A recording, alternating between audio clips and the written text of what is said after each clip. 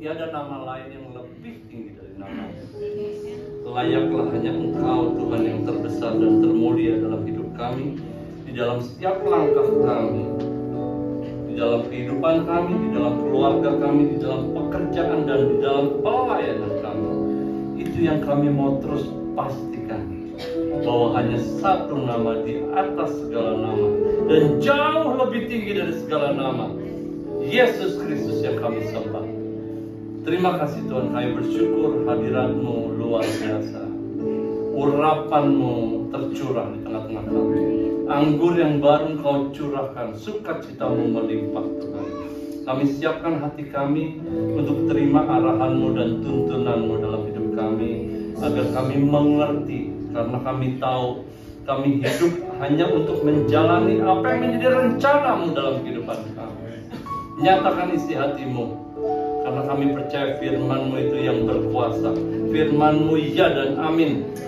Dan firman-Mu yang sanggup mengubahkan hidup kami. Dan kami siap terima firman-Mu, dan kami mau lakukan firman-Mu dalam hidup kami. Terima kasih yang siap terima firman Tuhan, sama-sama katakan amin. Mari kasih tepuk tangan buat Tuhan. Haleluya. Silakan duduk. Silakan duduk. Hari ini kami bersyukur setiap minggu kedua saya dan teman-teman dari WTC Worship dari pusat kami keliling ke cabang-cabang, dan hari ini ke Cilegon, ke bagian tempat ini. Berapa banyak yang menikmati hari ini? Ya, ini WTC Worship. Dari sebelah kiri saya Lewi, pemain bass, pemain drum Elia, dan ini vokalis-vokalis yang luar biasa, Ocha, Ika, Ronaldi, Clancy. Di sebelah sana direkturnya. Om Julindra, dan Daniel Leonardo. Sekali lagi tepuk tangan buat Tuhan. Dan tepuk tangan buat Tuhan ya. Haleluya. Oh, luar biasa. Tadi saya sudah sampaikan. Hari ini saya mau sampaikan judulnya Enemy of the Heart. Salah satu kehidupan dalam kehidupan kita kan ada jasmani dan rohani, betul ya. Kalau jasmani tentu kita bisa lihat, ya, kita lihat kiri kanan, yang pakai bajunya seperti apa, gitu ya. Tadi datang naik apa. Nah itu kehidupan jasmani kita. Kita bisa lihat secara real dengan mata, telinga kita. Ya, bahkan kalau yang deket-deket, kalau yang deket, wah pakai parfum apa nih, kita bisa ini ya, itu kehidupan jasmani. Tapi ada namanya kehidupan rohani. Bisa dilihat nggak kehidupan rohani? Nggak bisa dilihat. Kehidupan namanya juga rohani, bukan rohana, rohani. Ya. Roh berarti spirit, ya, sesuatu yang tidak bisa dilihat. Dan kalau bicara yang judul yang saya bawakan ini Enemy of the Heart. Hah? Oh iya, aman loh, nggak apa-apa, kamu lakukan tugas saja. Saya percaya tidak ada sesuatu pun yang bisa menghalangi firman Tuhan disampaikan. Amin? Amin, amin ya. Nah, saya bawakan ini judulnya Enemy of the Heart. Enemy of the Heart, jadi musuh daripada hati kita sebenarnya.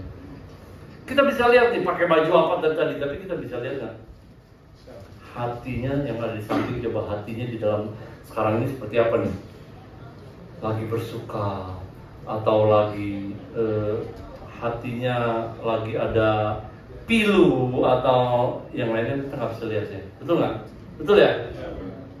Tapi kata firman Tuhan begini di Amsal 4 ayat 23. Ya, Loam silakan disiapkan aja, nanti kapan kamu siap aja ikuti apa yang saya sampaikan. Ada satu firman yang mengatakan begini, Amsal 4 ayat 23. Saya bacakan. Saya akan hari ini ada beberapa firman Tuhan yang saya dapatkan bukan dari Alkitab yang biasa LAI juga, tapi ini ada terjemahan masa kini ya, masa kini. Cuma beda-beda sedikit terjemahan, lebih kadang-kadang lebih mendarat karena pakai bahasa yang lebih familiar buat kita ya. Di Amsal 4 ayat 23 mengatakan begini, jagalah hatimu baik-baik, sebab hatimu menentukan jalan hidupmu. Bayangin, jagain hatimu baik-baik, ini nggak kelihatan, betul nggak kelihatan? Harus dijagain, karena hati itu yang menentukan jalan hidup. Penting apa enggak? Waduh, sangat penting. Berarti yang menentukan jalan hidup, keberhasilan, kesuksesan datangnya dari mana? Hati. Nah, hari ini kalau kita mau bangkit dan jadi terang, kita mesti beresin yang namanya masalah hati kita. Yang siap katakan amin. Karena saya mempersiapkan, saya merasa aduh, kasih Tuhan begitu besar dalam kehidupan saya. Karena apa? Karena dia persiapkan kita untuk menghadapi musuh nih, supaya hati kita dalam keadaan baik-baik dan bisa menentukan jalan hidup yang berhasil, yang sukses di dalam Tuhan. Yang mau katakan amin. Yang mau kasih tepuk tangan buat Tuhan enggak? Dan di Matius 15 ayat 18 mengatakan begini, tetapi yang keluar dari mulut berasal dari hati, dan itulah yang membuat orang menjadi najis. Ini salah satu juga firman Tuhan yang mendukung kita semua bahwa hati itu begitu pentingnya di dalam kehidupan kita. Karena itu menentukan jalan hidup kita. Saya nggak tahu keadaan hati Bapak Ibu, tapi yang saya tahu firman Tuhan ya dan amin. Amin. Apapun keadaanmu, keadaan gimana hatimu, mungkin lagi terluka, lagi gemes, atau bersuka, bahagia, atau lagi duka cita, saya nggak tahu. Tapi firman Tuhan adalah jawaban buat kita semua. Karena di depan itu ditentukan oleh saat ini dan bagaimana hati kita.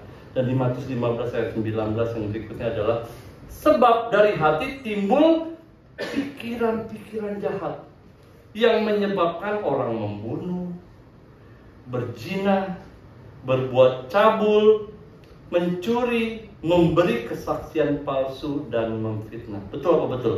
Betul. Semua dari hati.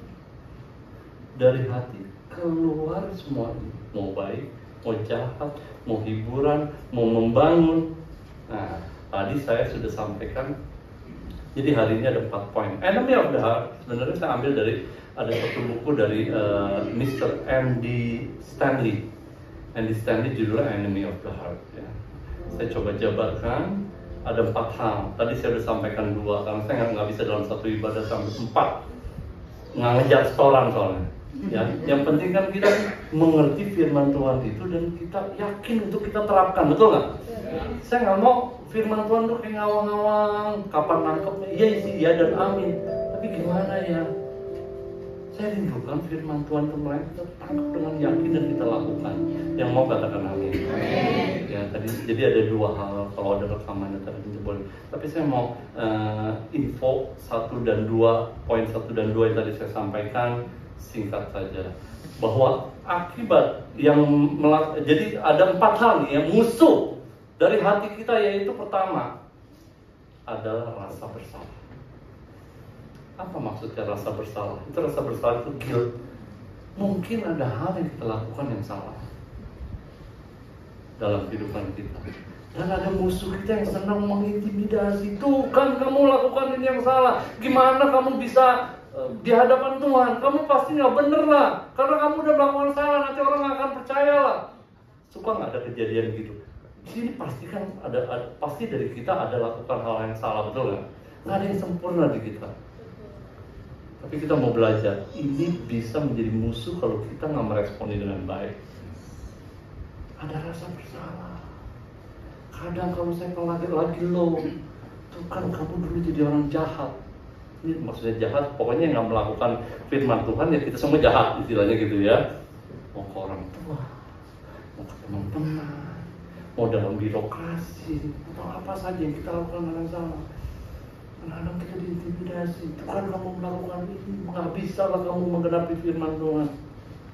Ya, coba sekarang kita mulai dengan kita ngomong, selidiki aku,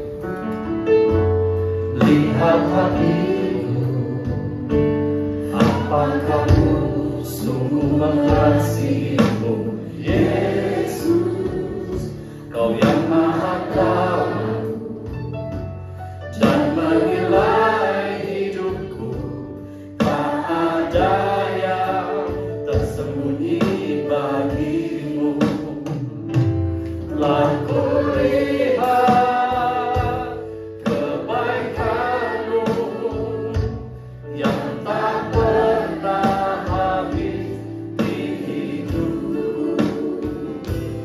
Ku berjuang sampai akhirnya, Kau dapati aku tetap setia. Mari set hati kita sekarang, Tuhan. Kalau kayak ke dokter, boleh didiagnosa sekarang, Tuhan. Apa sekarang musuh-musuh dari hatiku yang masih aku hadapi? Apakah slide nomor 5 doang boleh?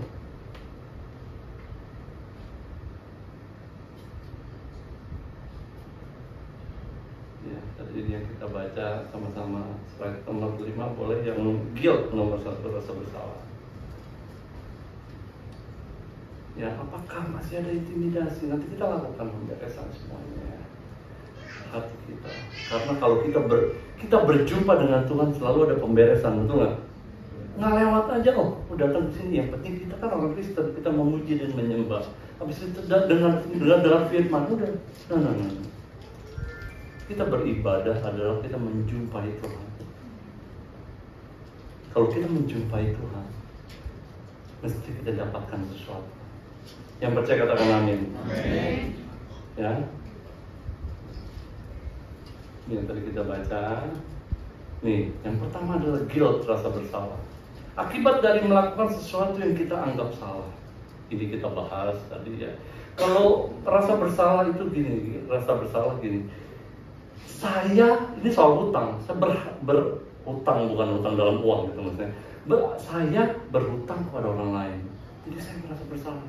Saya berhutang kepada istri saya, atau saya berhutang kepada anak saya karena saya melakukan kesalahan. Kita didakwa gitu ya, diintimidasi, kamu melakukan kesalahan. Yang kedua tadi kita bahas, nih, pesan dari hati yang dipenuhi rasa bersalah adalah saya berhutang kepadamu. Ini yang kedua tadi kita pelajari adalah anger. Jadi pertama tadi rasa bersalah, anger. Kalau tadi rasa bersalah itu saya berhutang kepadamu. Ya. Kalau ini akibat dari orang lain mengambil sesuatu dari kita, orang lain berhutang kepada kita, gitu loh. Bikin kita marah gitu istilahnya ya. Mengambil pesan dari hati yang dipenuhi kemarahan adalah kamu berhutang kepada saya loh. Kenapa kamu melakukan ini? Gitu loh, itu buat kita marah. Ini ternyata adalah enemy nomor 2, musuh nomor 2. Gak hanya marah-marah maksudnya, wah marah-marah benar. Tapi kalau ada seperti saya tadi kasih contoh misalnya, wah dia lagi, malas lah. Boro-boro ngelihat orangnya, dengar suaranya aja udah sebel dah. Males nih gua sama orang ini. Itu kemarahan. Jadi kalau sampai itu terjadi dalam kehidupan kita, ini saatnya kita mesti beresin. Ternyata itu bisa menjadi sesuatu dalam kehidupan kita yang mengikat kita tanpa kita sadari. Ingat sekali lagi, ini kehidupan rohani. Ada nggak yang tahu yang lain? Nggak ada. Tadi saya kasih contoh misalnya, begitu datang langsung, Pak Yuda, mohon maaf, saya ada pelayanan, Pak Yuda, padahal menghindari orang itu tuh, karena ada kemarahan. Saya mau melayani, ada jiwa-jiwa yang perlu dilayani Pak Yuda. Kayaknya manis ya, tapi ini dalam hati kita apakah ada hal seperti itu? Pas kita berjumpa dengan gimana respon kita? Ini kita belajar, ini enemy of the heart. Ingat sekali lagi, Heart ini menentukan masa depan kita. Jalan ke depan kita ditentukan oleh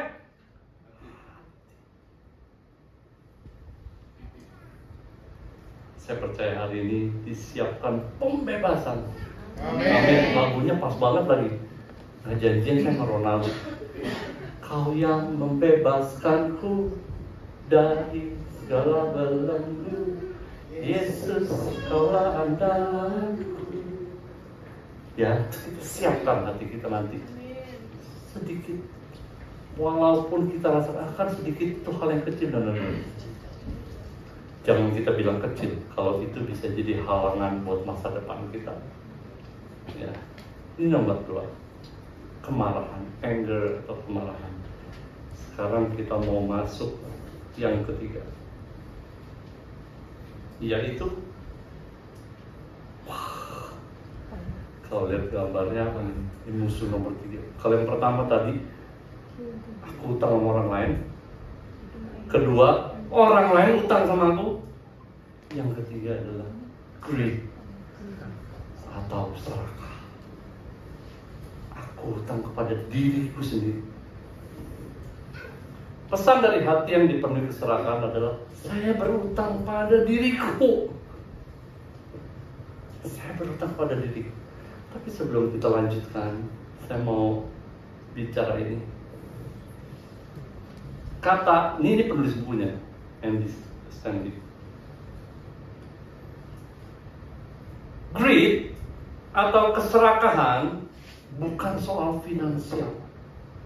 Yang kita mau pelajari bukan soal finansial. Ini adalah isu mengenai hati. Mungkin mengarah ke finansial, mengarah ke yang lain dalam segala aspek dalam kehidupan kita. Tapi ini adalah masalah hati. Saya merasa berhutang kepada diri saya sendiri. Jadi saya mesti dapatkan lebih. Gue udah rajin loh. Ternyata ini enemy-nya yang kita mesti hadapi. Untuk tidak serakah, kita mesti mengerti bahwa nanti soal hutang ini, bagaimana cara kita membereskannya, kita akan belajar sama-sama. Greed, sekali lagi, bukan soal finansial. Itu adalah salah satu efek. Kita baca sama-sama di Lukas 12 ayat 15. 1, 2, 3. Kemudian kepada semua orang yang ada di situ Yesus berkata apa? Hati-hatilah dan waspadalah, jangan sampai kalian serakah. Sebab hidup manusia tidak tergantung dari kekayaannya, walaupun hartanya berlimpah-limpah. Jadi memang paling dekat sih, makanya kan banyak hal yang kita mesti pelajari soal uang sih. Memang kalau saya pelajari di Alkitab, nggak pernah Tuhan membandingkan dirinya dengan yang lain selain dengan Mamon. Pernah nggak dia bilang pilih iblis atau aku? Nggak ada. Tapi dia bilang pilih Mamon, atau karena ini yang bisa menjadi tantangan yang paling besar dalam kehidupan kita. Bahwa memang segala sesuatunya perlu cien, tapi kita nggak boleh tergantung pada cien. Bahwa bagaimana kita tidak bisa tergantung dari kekayaan kita, tapi kita hanya bergantung kepada siapa? Di Amsal 23 tempat juga katakan, jangan bersusah payah untuk menjadi kaya, tinggalkanlah niatmu. Dan dikatakan di Ulangan 8 ayat 18, tetapi haruslah engkau ingat kepada Tuhan Allahmu, sebab Dialah yang memberikan kepadamu kekuatan untuk memperoleh kekayaan dengan maksud meneguhkan perjanjian yang diikrarkannya dengan sumpah kepada nenek moyangmu. Seperti sekarang ini lagi baca juga gimana Salomo minta kepada Tuhan. Dia nggak minta kekayaan, tapi dia minta hikmat. Wah, luar biasa. Hikmat itu adalah segalanya yang kita butuhkan. Amin. Yang lainnya bisa mengikuti pada saat itu. Carilah dahulu kerajaan itu, maka semuanya yang lainnya menjadi ekstra, akan ditambahkan dalam kehidupan kita. Yang mau katakan amin. Dan di Pokotbah 5 ayat 10 dikatakan, siapa mencintai uang tidak akan puas dengan uang. Dan siapa mencintai kekayaan tidak akan puas dengan penghasilannya. Ini pun sia-sia. Jadi mari hati kita diarahkan. Emang kita perlu uang. Tapi mari kita utamakan Tuhan terlebih dahulu. Amin. Kalau enggak kita bisa, aduh, kan dikatakan nih, nggak bakalan puas kita. Nggak bakalan puas. Tapi kalau kita utamakan Tuhan, maka kita bisa akan puas. Karena firman Tuhan mengatakan, only you can satisfy our soul, Lord. Hanya Engkau yang dapat memuaskan jiwaku. Siapa lagi berarti kan? Nah, firman Tuhan ini mengajarkan kita. Next, dikatakan begini, orang yang serakah. Baca 1, 2, 3. Bentar firmannya dulu ya. Amsal 28 ayat 2. 1, 2, 3. Orang yang loba ingin cepat kaya, ia tak sadar bahwa kalau saya baca begini, jangan minta cepat kaya dah, malah jadi miskin. Menurut penelitian aja, orang-orang yang dapat lotre, keadaan dia akan menjadi lebih buruk daripada sebelum dia menerima lotre. Makanya, aduh, apalagi belakangan ini penipuan-penipuannya untuk jadi cepat kaya. Wah, luar biasa, luar biasa. Dengan segala cara itu penipuan. Sekarang dia bisa bikin begini.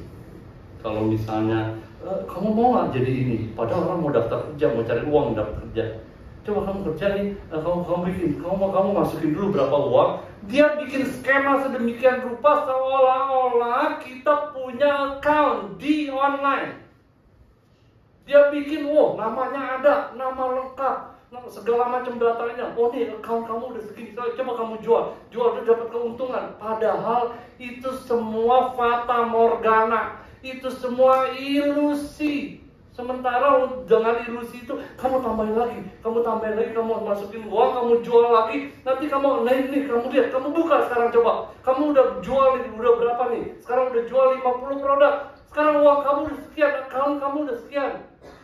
Nanti kamu bisa ambil uangmu begitu, nanti kamu masukin lagi, kamu penjualan udah lebih gede, sampai kamu nanti bisa dapat penjualan sekian, baru kamu bisa dapat uangnya. Akhirnya orang, asik juga nih, keuntungannya bisa segini, dia masukin lagi uang. Akhirnya tetap aja uangnya nggak bisa diambil, sementara kita udah masukin transfer itu uang sedemikian banyak. Skema bisa dibuat sampai seperti ini, karena dia mencari sasaran target orang yang mau apa? Yang mau dapatkan uang lebih banyak dalam waktu yang paling singkat. Itu dia. Tapi hari ini Tuhan mengasihi kita, mengajar kita, jangan mau cepat kaya. Kalau orang yang mau cepat kaya jadi cepat miskin. Jangan percaya sama hal, cepat. Dijauhkan dari anak-anak Tuhan yang luar biasa. Amin. Itu nomor 3. Don't be greedy. Nomor 4 sekarang. Gambarnya apa nih? Ngeliatin orang. Kayaknya gue lebih ganteng dari dia. Wah, apa tuh maksudnya? Wah, tahu aja. Luar biasa. Envy, iri hati, jealous, 4 kali. Lewi. Envy atau iri hati. Kalau yang pertama tadi apa? Kamu utang sama aku. Yang kedua pertama aku utang sama kamu. Kedua kamu utang sama aku. Ketiga aku utang pada diriku sendiri. Yang ngeri yang keempat ini. Siapa yang utang sama aku? Tuhan. Perasaan aku lebih rajin. Kok dia yang diberkati? Perasaan aku lebih ganteng. Kok dia bisa dapat? Dia perasaan aku lebih ganteng. Kok dia bisa dapat istri yang dan lain-lain lah gitu ya. Berarti dia nyalain siapa tuh?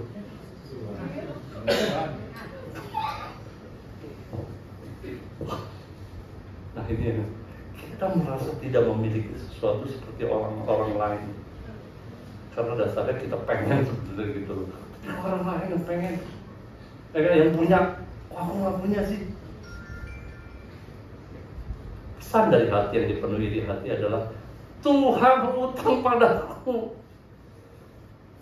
Perasaan Tuhan utang padaku kalau kita memberi kepada orang miskin dan Tuhan utang sama kita.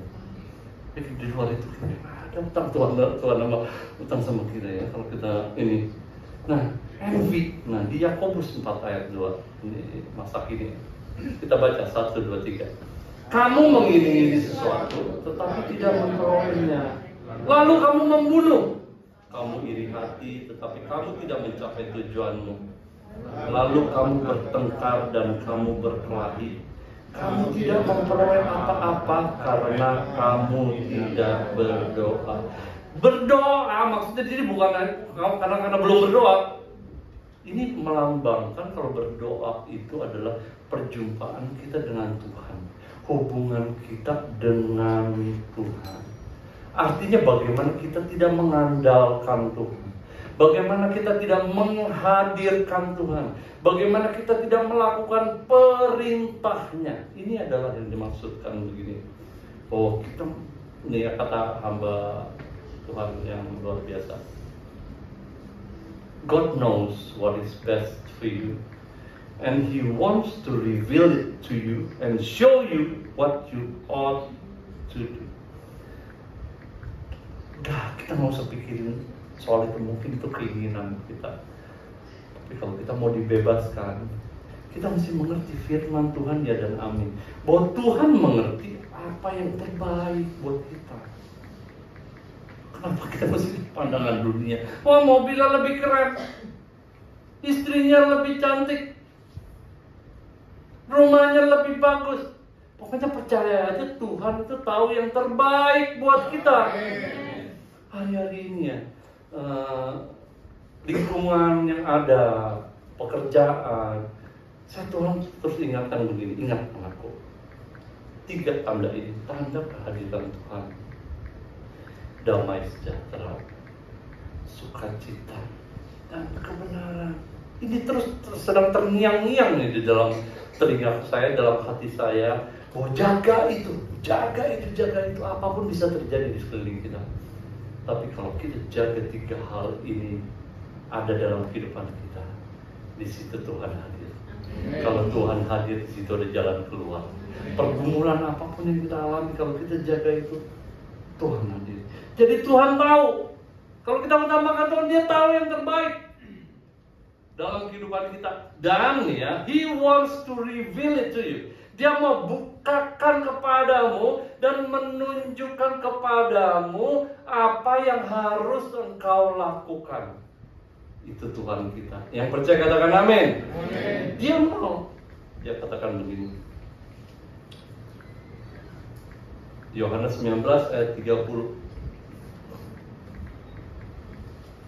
Ini kuncinya. Kita baca 1, 2, 3. Yesus mengecap air anggur itu lalu berkata, sudah selesai. Lalu Ia menundukkan kepalanya dan sudah selesai. Tidak ada hutang. Sudah selesai. Di dalam bahasa Aram, sudah selesai itu bahasa Aram Shelim atau Shalom atau damai sejahtera. Artinya perdamaian telah selesai. Jadi kalau bicara Shalom, selain damai sejahtera sudah selesai. Tuhan mau katakan lewat Shalom ini hari ini, tidak ada hutang lagi di dalam kehidupan kita. Kita sudah dibayar lunas. Tuhan sudah membayar lunas. Begitu Dia bilang sudah selesai, maka selesailah semua. Nggak ada orang lain utang sama kita yang kita mesti tuntut bayar, atau kita mesti bayar ke orang lain, atau nggak ada utang diri kita kepada diri kita sendiri, atau Tuhan kepada diri kita sendiri. Saya rindukan untuk ibadah yang kedua ini, mari kita sekarang berperkara di hadapan Tuhan. Saya nggak tahu soal intimidasi, soal kemarahan, soal keserakahan, atau soal yang di bagian keempat ini, iri hati. Kadang kita nggak merasa sebenarnya. Mungkin kita bisa bilang, kayaknya aku nggak serakah Pak, aku nggak ada marah-marah. Tapi mungkin ada hal yang belum kita tahu, tapi itu ada dalam kehidupan kita. Mari kita merendahkan diri di hadapan Tuhan. Tuhan, biar kau bukakan. Mungkin aja saya suka misalnya begitu dalam ibadah, pada saat saya terima firman Tuhan, yang penting udah yes, kalau memang ini ada firman Tuhan yang disampaikan ke dalam hidup saya, berarti ada sesuatu yang saya mesti beresin. Mungkin nggak saat itu juga, pada saat saya berdoa dan pulang, mungkin Tuhan ingatkan tuh, kamu mesti marah sama si ini sebenarnya. Mungkin nggak marah-marah, tapi kamu begitu muncul nama ini, sepertinya kamu masih ada respon yang kurang misalnya. Atau di dalam kamu pada saat kamu low, kamu bisa tambah down dengan kamu diingatkan, kamu kan dulu pakai narkoba, kamu ditangkap polisi udah berapa kali, gimana kamu mau memulihkan nama baikmu misal. Itu yang kadang muncul dalam intimidasi kehidupan saya. Tapi saya selalu mau perangi itu. Saya mau bilang bahwa aku telah mati Tuhan. Aku mau hidupku seperti apa yang kau ingini dalam kehidupanku. Kita mesti lakukan sesuatu misalnya begitu ya. Muncul, apalagi pada saat kita lagi stres misalnya. Muncul, mulai. Begitu kita stres. Saya ingat suatu waktu di kantor, saya nggak ngerti ya gimana apa yang terjadi, tiba-tiba pada saat itu saya diarahkan untuk ngobrol sama salah satu guru di sekolah, kan saya di sekolah ya. Saya ngobrol sama dia, saya sering ngobrol, kenapa saya seperti kayaknya pengen ngobrol gitu sama dia, dan sering-sering ngobrol. Pas sering-sering ngobrol, saya nggak sadari apa yang saya perkatakan itu ternyata menjadi sesuatu bagi dia. Karena apa yang terjadi? Setelah saya ngobrol-ngobrol itu, berapa lama kemudian dia di PHK. Setelah dia di PHK, dan dia ini orang yang orangnya ekstrovert, yang kalau ada apa-apa bisa wah keluar gitu ya. Jadi perusahaan ternyata agak ngeri waktu mem-PHK dia ini. Tapi apa yang terjadi sama customer? Apa yang terjadi? Tiba-tiba bos manggil saya. Oh, saya kaget juga kalau dipanggil bos kan. Ada apa nih gitu ya? Apa yang terjadi nih? Saya belum kenal Ronaldi. Oh, saya tahu kenal. Ini juga ya, sering ngobrol gitu misalnya gitu ya. Dipanggil sama bos, tiba-tiba sama bos dipanggil, ya duduk. Dia bilang gini, Pak Gideon, terima kasih ya Pak Gideon. Ya Bu, tegang juga maksudnya ya, walaupun dia bilang terima kasih. Gini loh, kan kemarin perusahaan akhirnya PHK bapak ini gitu ya. Tapi malah bapak ini dia bilang dia nyebut-nyebut nama Pak Gideon. Wah, nyebut nama saya, apa lagi nih? Wah, dia nyebut nama Pak Gideon karena dia mengucap syukur selama ini tuh Pak Gideon mentorin dia. Ternyata dia mengerti bagaimana apa dalam kehidupan ini, misalnya ternyata dia mendapatkan sesuatu bahwa apa aja bisa terjadi, tapi bagaimana kita meresponinya. Karena dia bersyukur di PHK. Dan bos jadi heran karena orangnya nggak seperti ini sebenarnya. Tapi saya percaya kalau itu karena karya Roh Kudus. Nggak ada yang hebat kita. Ya. Yang penting kita ikutin Roh Kudus.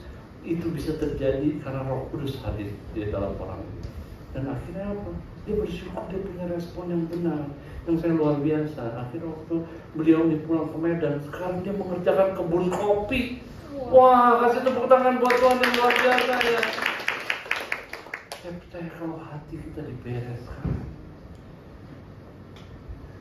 yang normal sih PHK, saya suka di PHK. Wah, enak di PHK itu kan, sesuatu yang gimana. Tapi kalau Tuhan mempersiapkan, saya percaya hari ini kita semua sedang dipersiapkan. Mungkin bukan saja apa yang sudah terjadi, tapi apa yang akan terjadi misalnya dalam kehidupan kita. Kalau kita mempersiapkan hati kita, itu menentukan masa depan kita. Akhirnya dia bersaksi, iya Pak. Mungkin pada saat itu bisa sedih kita atau apa, tapi kalau respon kita benar, ternyata Tuhan bukakan yang lainnya dalam kehidupanku. Ternyata aku bisa melakukan hal yang lebih besar ya. Jadi gini, apapun bisa terjadi dalam kehidupan kita, tapi mari kita siapkan hati kita. Jaga 3 hal itu: damai sejahtera, sukacita, dan kebenaran. Jangan pikir begini bisa aja di PHK. Wah, gara-gara dia nyuruh di PHK, bisa nggak? Bisa sekali. Wah, kantor kurang ajar, nggak tahu udah berjasa berapa tahun di sini, bisa nggak? Bisa. Tapi ternyata itu menentukan masa depan kita. Jadi saya mau ajak dari 4 hal ini, biar kita bergerak. Yang pertama, karena ini langkah pembebasan. Jadi yang tadi kita nyanyikan, Kau yang membebaskanku dari segala belenggu. Tadi saya kasih ilustrasi gajah waktu kecil, waktu bayi, dia diikat kakinya. Padahal diikatnya cuma pakai bambu aja. Dia nggak bisa lari karena begitu dia lari sakit kakinya. Semakin besar dia nggak sadar. Sebenarnya kalau dia jalan aja dia copot itu sebenarnya. Tapi di dalam pikiran, kalau aku jalan sakit. Ini yang namanya belenggu. Dan kadang kita nggak sadari. Sehingga apa? Kok sampai sekarang sih aku nggak berhasil secara finansial? Kenapa sih sampai sekarang aku masih ribut aja dalam keluarga? Kenapa sih sampai sekarang aku kecelakaan demi kecelakaan atau injury yang terjadi dalam kehidupanku? Kenapa sih aku dalam berrelasi masih belum punya keberhasilan gitu? Seperti apa yang Tuhan ajarkan misalnya. Jangan ada keterikatan atau belenggu yang masih kita belum mengerti. Mau nggak kita merendahkan diri di hadapan Tuhan? Terima langkah pembebasan yang pertama. Siapa yang berhutang? Maksudnya kita ucapkan. Jangan langsung oh ya aku bebas. Tapi lebih detail lagi, mau kita di hadapan Tuhan. Siapa yang utang? Kedua, apa utangnya? Coba detail nanti di dalam penyembahan. Sharing dulu pribadi, lepas pribadi, kita bicara sama Tuhan. Apa utangnya secara detail? Aku didakwa mengenai hal ini, apa yang aku lakukan? Kita bilang, ngomong sama Tuhan. Misalnya aku sudah dibebaskan, gak ada utang lagi. Ngomong sama Tuhan. Apa yang paling, atau aku masih suka marah misalnya. Nggak suka sama siapa, ngomong di hadapan Tuhan. Jangan sampai kemarahan itu menjadi belenggu dalam kehidupan kita. Sehingga kita mau lari, nggak bisa, terikat semua. Tapi ini bicara lampau karena nggak kelihatan. Kalau kelihatan ada tali, gue gunting. Kelihatan dong. Tuhan yang bisa menolong kita. Amin. Apa utangnya? Dan yang ketiga, batalkan utang. Makanya di Bapa kami, ampuni kesalahanku dan biar aku mengampuni orang yang bersalah kepada aku. Pengampunan yang bisa membebaskan kita. Amin.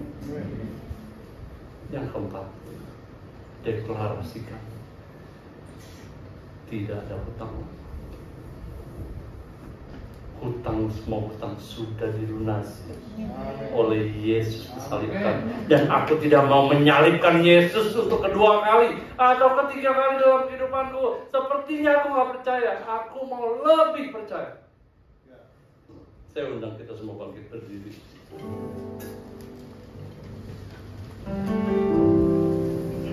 Inilah rinduku kepadamu,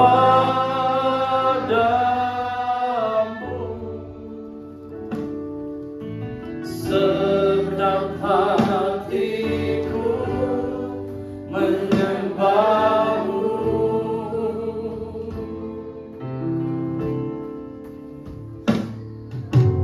Seluruh jiwaku, amin, memujimu,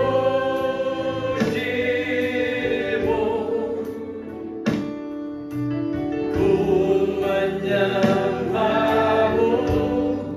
ya Allahku.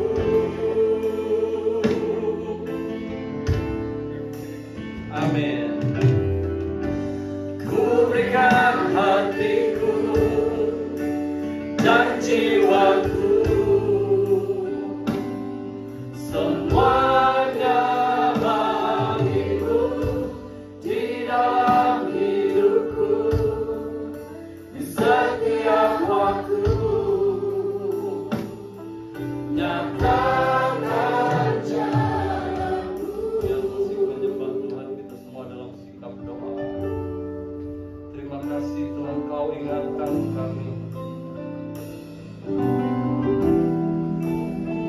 Kau persiapkan kami menghadapi musuh hati kami, Tuhan.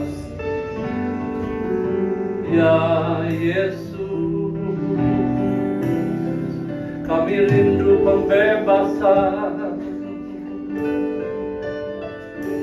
kami rindu kelepasan.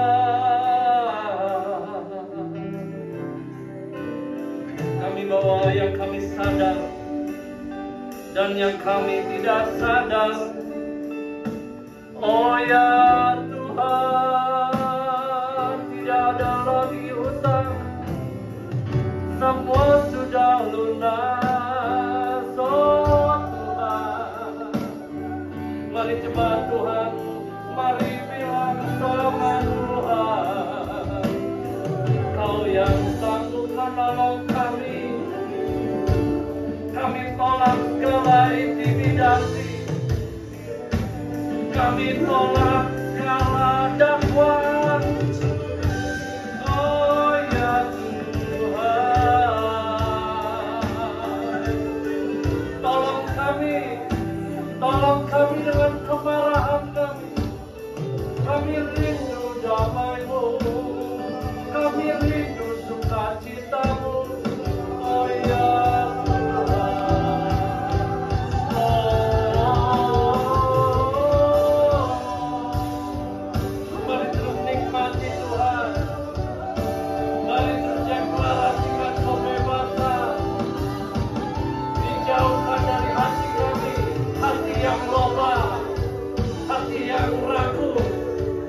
dijauhkan dari umat-Mu.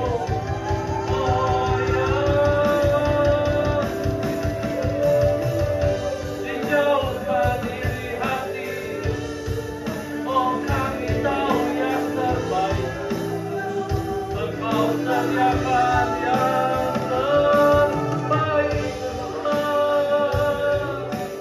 Oh ya Tuhan, ya.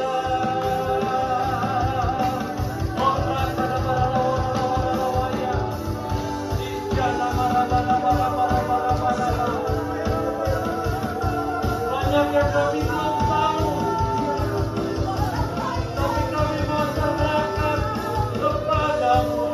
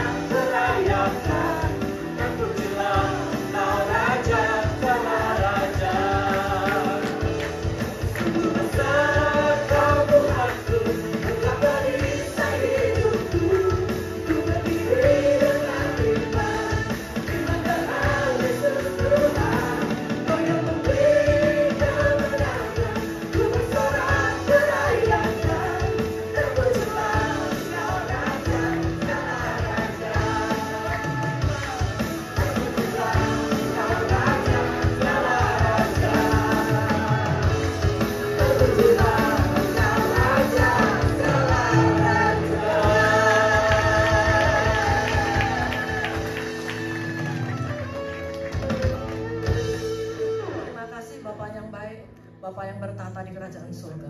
Kami mengucap syukur buat siang hari ini, untuk kesempatan hari ini Tuhan. Kami boleh datang kepadamu dengan segala semuanya Tuhan. Kami boleh memuji menyembah Engkau. Kami mengucap syukur buat kerenanan-Mu ya Yesus. Kami untuk meninggikan nama-Mu. Terima kasih Tuhan Yesus buat siang hari ini. Terima kasih Bapa buat firman-Mu yang terus memulihkan kami, menguatkan kami, bebaskan kami. Terima kasih Tuhan memberikan kami sukacita. Kami mengucap syukur Bapa, kami percaya Kau terus ada setiap langkah hidup kami. Terima kasih buat hambanya Bapak Pendeta Gideon Tuhan yang sudah menyampaikan firman-Mu. Berkati juga pelayanannya, keluarganya, usaha pekerjaannya Tuhan. Berkati apapun yang dikerjakannya Tuhan, berkati semuanya Tuhan. Dan kami percaya Tuhan pakai dan lebih lagi. Kami juga mengucap syukur yang sudah melayani GBI Worship Tuhan. Kau memberkati mereka dengan puji-pujiannya Tuhan. Terima kasih untuk memuliakan nama-Mu Tuhan. Berkati setiap pekerjaannya, berkati usahanya, kuliahnya, berkati Tuhan semuanya untuk memperbesar kerajaan-Mu di setiap kami tempat melayani Tuhan. Terima kasih dan Engkau saja yang dimuliakan. Pakai mereka lebih dan lebih lagi Tuhan. Kami mengucap syukur, terima kasih Tuhan Yesus buat hambanya Bapak Pendeta Ariel Bati, juga Ibu Flora, juga Koko Sam, juga Kak Ike, juga dua putranya Tuhan.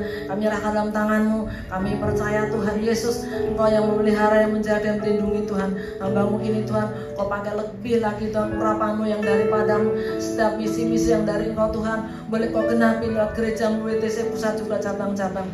Terima kasih juga ya Tuhan buat hambanya ini dalam pelayanannya Tuhan, memakai menjadi berkat bagi kota kami, bagi bangsa dan bagi negara. Terima kasih Tuhan Yesus, kami mengucap syukur. Berkati juga buat Elders, buat Pak Joharis keluarga, buat Pak Bibis keluarga, juga Ibu Sang keluarga. Berkati Tuhan, kami bawa doa hamba-Mu ini Tuhan. Kami Kau bawa doa urapan yang khusus juga buat hambanya ini Tuhan. Kau pakai lebih lagi Tuhan untuk menjadi alat-Mu ya Tuhan, menjadi kerajaan-Mu Tuhan banyak ditegakkan di kota kami Tuhan. Nama Yesus yang bermuliakan. Kami ucap syukur, terima kasih Tuhan Yesus buat hamba-hambanya sudah hamba-hambanya di pusat Tuhan. Kau pakai mereka semua untuk menjadi berkat yang daripada-Mu, kebenaran firman-Mu Tuhan Yesus boleh diberitakan di mana kami boleh tinggal di gereja-gereja-Mu. Nama Tuhan dipermuliakan. Kami mengucap syukur, terima kasih Tuhan Yesus buat hambanya Bapak Pendeta Sabar dan keluarga, Bapak Yuda dan keluarga. Berkati hambanya Tuhan yang sudah mau menggembalakan di tempat ini. Kami percaya urapan yang khusus juga Kau curahkan buat hamba-hambanya ini, pakai mereka lebih dan lebih lagi untuk memuliakan nama-Mu Tuhan, sehingga kemanapun hamba melayani banyak jiwa-jiwa dimenangkan dan banyak jiwa memperoleh pemulihan yang daripada-Mu Tuhan. Engkau yang terus memulihkan dan menguatkan. Kami mengucap syukur, terima kasih. Kami berdoa buat bangsa negara kami Tuhan. Tuhan Yesus, berkatilah semua bangsa yang ada di dunia ini. Tuhan Yesus, berikanlah semua bangsa Tuhan kedamaian, ketentraman dan kesejahteraan Tuhan. Lawatlah Tuhan semua orang yang ada di dunia ini Tuhan, supaya mereka mengenal nama-Mu dan peroleh keselamatan yang daripada-Mu. Kami mengucap syukur, terima kasih Tuhan Yesus buat kota kami Provinsi Banten. Memberkati Tuhan Yesus kota kami terutama Cilegon Tuhan, di mana kami beribadah. Berkati wali kota, berkati semua aparat setempat, berkati mereka Tuhan. Kami juga mengucap syukur, terima kasih Tuhan Yesus untuk tempat ini ya Tuhan. yang Tuhan sudah percayakan kami boleh beribadah di tempat ini. Berkati Coach Juni dan keluarga dan anak-anak cucu mantunya Tuhan. Berkati juga para tamu, berkati karyawannya. Kami percaya Tuhan nama-Mu ditinggikan. Kau sendiri yang menjamah mereka keluarga ini. Kami rindu keluarga ini peroleh keselamatan yang daripada-Mu Tuhan. Dan mereka mendapat anugerah yang daripada-Mu. Kami mengucap syukur, terima kasih Tuhan Yesus buat jemaat-Mu yang sudah hadir di tempat ini. Terima kasih Tuhan, memberkati mereka, berkati keluarganya, pekerjaannya, berkati usahanya, berkati apapun dikerjakan yang buat berhasil dalam nama Yesus. Kami mengucap syukur, terima kasih Tuhan Yesus buat jemaat-Mu yang belum hadir, mungkin mereka sakit ataupun apapun punya pergumulan. Tuhan Ku hadir Yesus, terima kasih banyak ya Bapak. Terpujilah nama-Mu Bapak, kami siap menyambut berkat-Mu dalam syukur dan mulia. Mari arahkan hati angkat kedua tangan. Tuhan memberkati engkau dan melindungi engkau. Tuhan menyinari engkau dengan wajahnya dan memberikan engkau kasih karunia. Tuhan menghadapkan wajahnya kepadamu dan memberikan engkau damai sejahtera. Sekarang pulang dan terimalah berkat yang terbaik dari Allah Bapa di surga, kasih yang sempurna dari Tuhan Yesus Kristus, persekutuan yang indah dan manis bersama Allah Roh Kudus dari mulai sekarang sampai kedatangan Tuhan yang kedua kalinya, bahkan sampai selama-lamanya. Di dalam dan demi nama Tuhan Yesus Kristus kita yang diberkati oleh Tuhan. Haleluya, sama-sama katakan amin. Selamat siang, selamat hari Minggu, Tuhan Yesus memberkati.